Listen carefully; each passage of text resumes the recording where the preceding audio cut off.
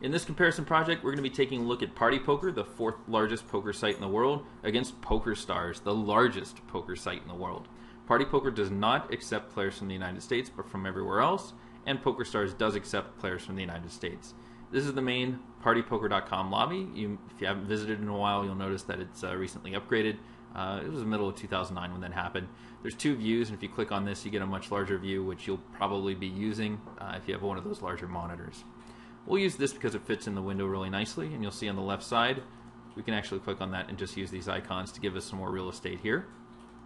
Otherwise, if you click on any of these cash games, sit and go tournaments, you'll find all the different games that you're looking for. Something to note with kind of the quote-unquote new Party Poker is that there are themes now that you can download. There's the new kind of tables, which kind of mimics what's being done on Sirius, where you just have a racetrack layout and you have an icon with the person's amount of money that they have. And then you have their classic table, which we're going to be taking a look at since people are most familiar with that. Getting into the cash games, there's a few filters, not a ton, and most of these aren't too important in terms of finding quite the game you want. So although Party is pretty decent in terms of its software, you'll see that PokerStars is superior. Let's take a look at one of these games here. And this is the quote-unquote classic Party Poker view, one of the older ones that's been around, but it did get a makeover in terms of using vector graphics, so if you resize it, you lose nothing in terms of the quality of the images being displayed. People tend to like the Party Poker software at the table in terms of the controls and betting, but overall it's pretty standard. Let's go back to the lobby. You'll see there's lots of sit and goes and lots of tournaments. Tournament play, not anywhere close to what you'll see at PokerStars in terms of the variety and some of the bigger games. There is a monthly millions in terms of a big money tournament. The prize pool is $1 million, and there are ongoing qualifiers all the time for this that you can satellite into. So that pretty much is a quick overview of Party Poker. Let's take a look at PokerStars. And here we have the PokerStars main lobby. You'll notice that there's 223,000 players during peak hours on right now. This is a little bit inflated because the WCOOP is going on as I record this, so there's a little bit more than usual. But overall, a ton of traffic, the most by far in online poker. You'll see that the layout's really smart here. It makes it really easy. Nice big buttons to click on, tourney, and exactly the kind of you're looking for, and then you just kind of go in. A lot of, like I said, big guarantees. Even for an $8 tournament, there's a $5,000 guaranteed prize pool, which is really cool.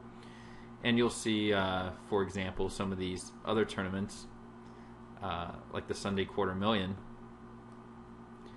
They've got the satellites displayed here, and this is something new for PokerStars in about 2 months ago that they implemented, which is a really nice feature. So tournament players should be really happy because there's always something crazy going on at PokerStars, some sort of big guarantee, some sort of fun tournament, and all sorts of different poker disciplines are represented. The Hold'em games, in terms of the cash, you got to keep in mind that the micro stakes are super fishy here.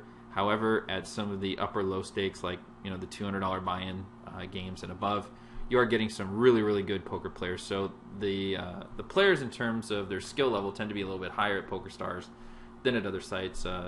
Specifically Party Poker. If you want to play against easier opponents, you should be playing at Party Poker. However, you will not be able to pick and choose the type of tables that you will on PokerStars, so it's kind of give and take.